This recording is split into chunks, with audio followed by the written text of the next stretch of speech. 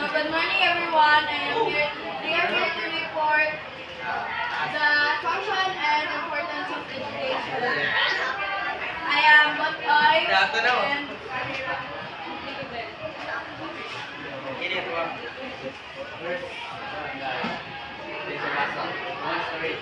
Balik, balik.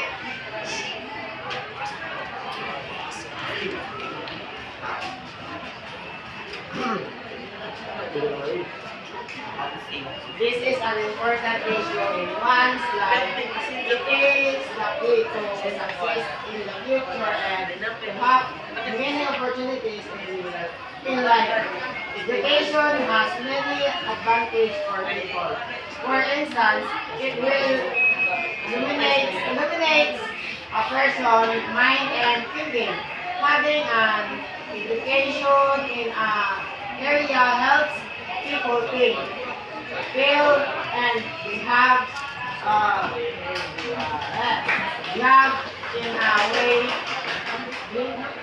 behave in a way that contributes to their success and improves their personal satisfaction and their community. Education develops human personality and thoughts. It helps an individual deal with others and prepares one life with experiences. Education is the key to success. As develops knowledge, values, self-confidence, and opportunity, growth, serve individual for life and contribute to society.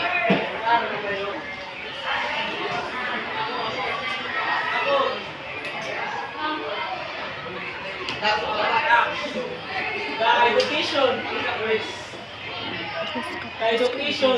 When we think about education, the first thing that strikes our minds is acquiring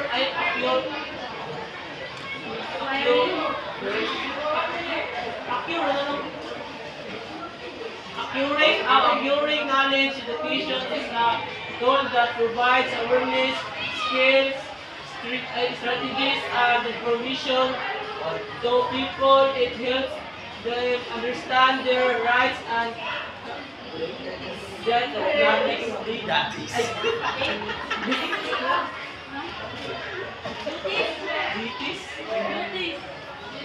duties to their families, community, and country.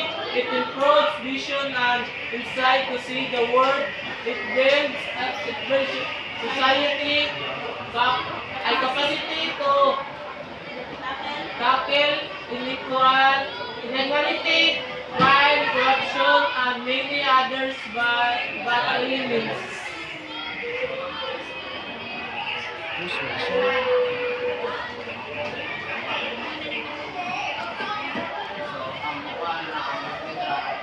First down, so sa mga pagdaw lang.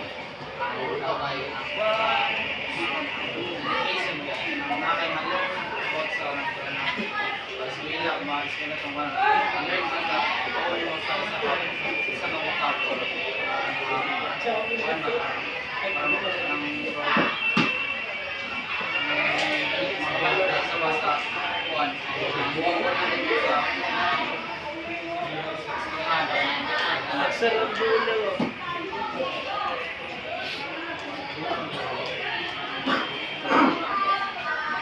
okay.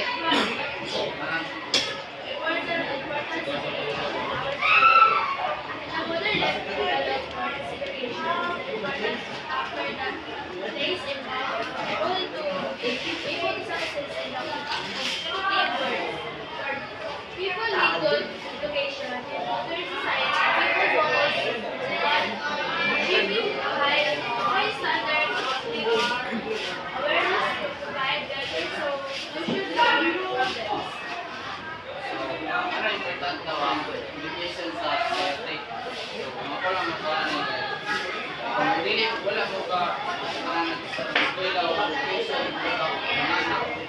simple math lang dili mo kaya sira no. Simple na English dili mo kaya maestro kay wala mo education. Basa lang ana. Wala ka education.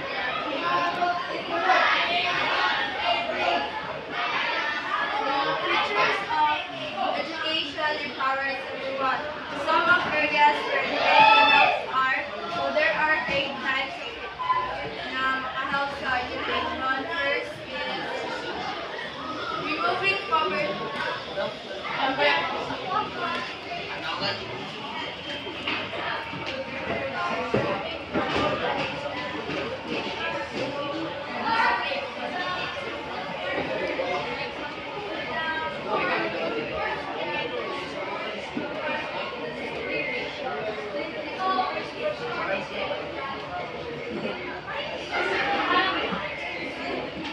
So removing poverty can help us get a good job by having an education. You get a good job and you can earn money and support your families. So second, we have protection and defense against crime. Lumao. Can you please read? Second. Second.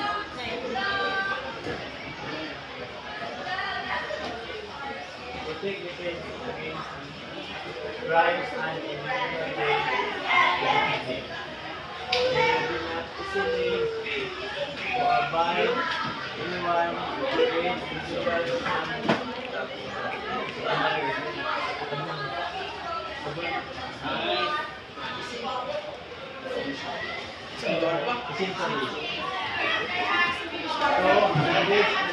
mistake, violence, and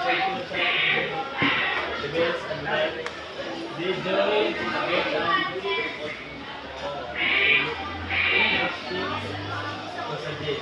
that individuals and is likely to be treated become victims crime. So, protection against crime. So, educated people can be not easily be fooled around because they are educated and they have knowledge and less likely to have crimes and violence. So, third, we have wars and terrorism prevention. Agudo, can you please read?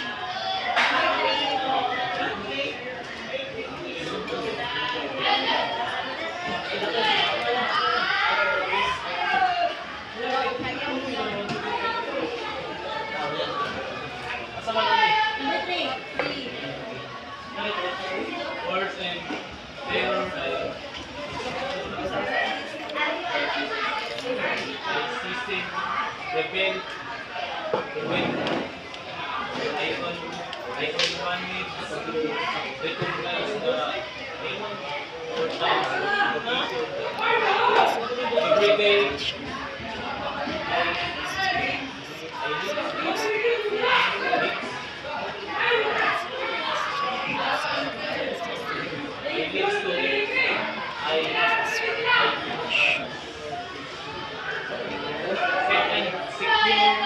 secure life, one needs to take an active part in various educational activities despite of productive activities provide knowledge to give a better life. So education teaches us values and peace and help us live safer and have a better life. So four, we have trade and commerce. The nation trade and commerce will also prosper easily if its people were well educated. Education helps become self-dependent and to build a great trust between them, accomplish challenging tasks. Their quality of life is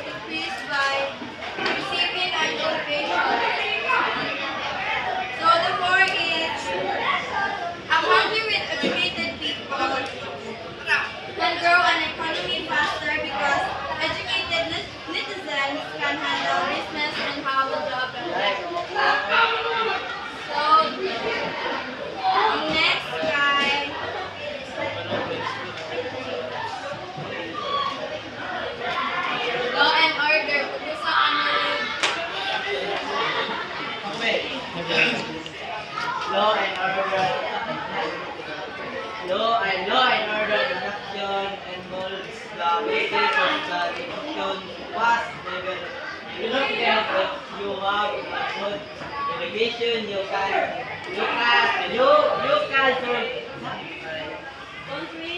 serve you. Serve your country will it development of a good political. So law and order, education help us understand the law and the governance and the other responsibilities. So this helps create peace and good governance in the nation. So next we have women empowerment. Women empowerment education also helps in empowering women. So educated women can raise voice against the justice. This will bring a great deal of social growth. So the women empowerment education gives women the confidence and the knowledge to stand up for their rights. So they are free to have their voice to be heard and to fight for their justice. So next is uplifting the poor. Marvin, Ronaldo.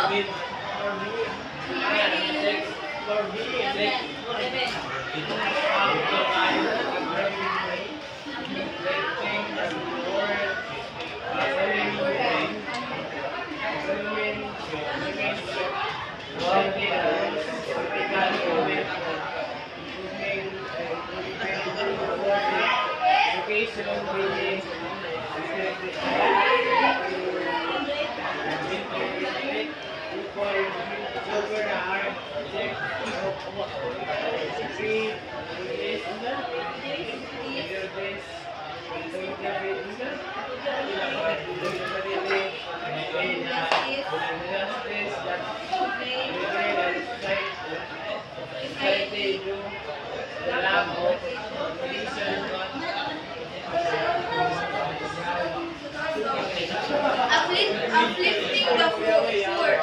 So education, when you have education, you can have a better job and get a better life.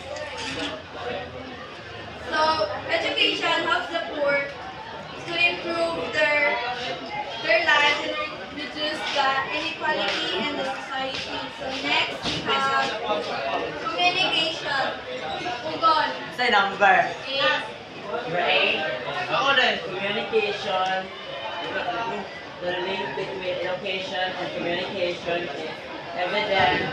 Healthy education allows other individuals to interact better and also enhance our ability for communication, such as voice, body, language, and etc.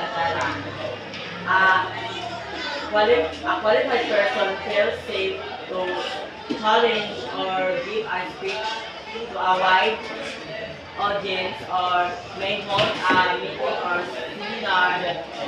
Moreover, sending emails, writing letters, typing notes, reading magazines, and newspapers, or even using smartphone would never be possible without getting a basic education. So the communication can help us improve how we talk, we write, and we speak to others. So by having this communication, we can improve our communication with other people. That's all for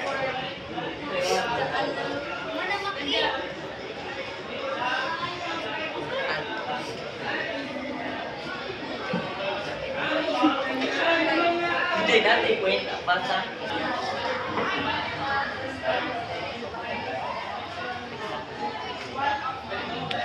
Oh, ano dia?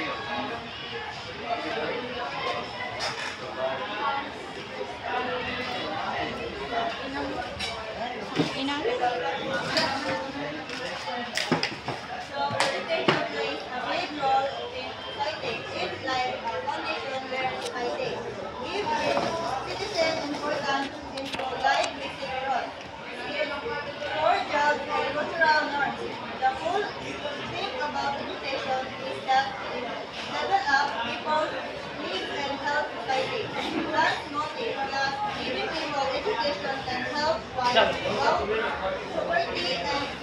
one country is to develop country.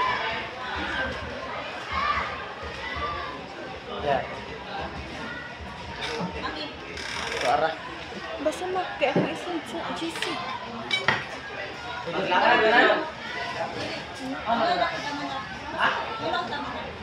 Education, health, Creation. creation of a better society. In contrast, Contrast to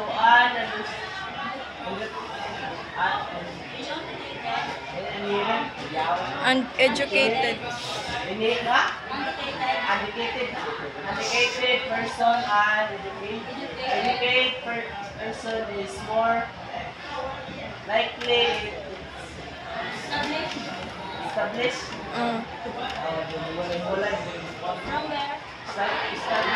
stronger moral and Ethical.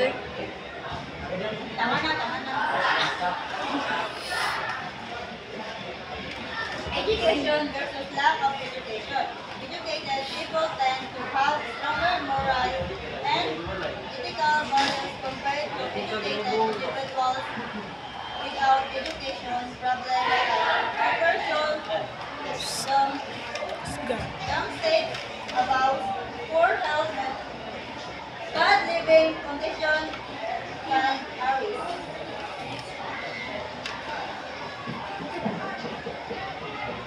Alado.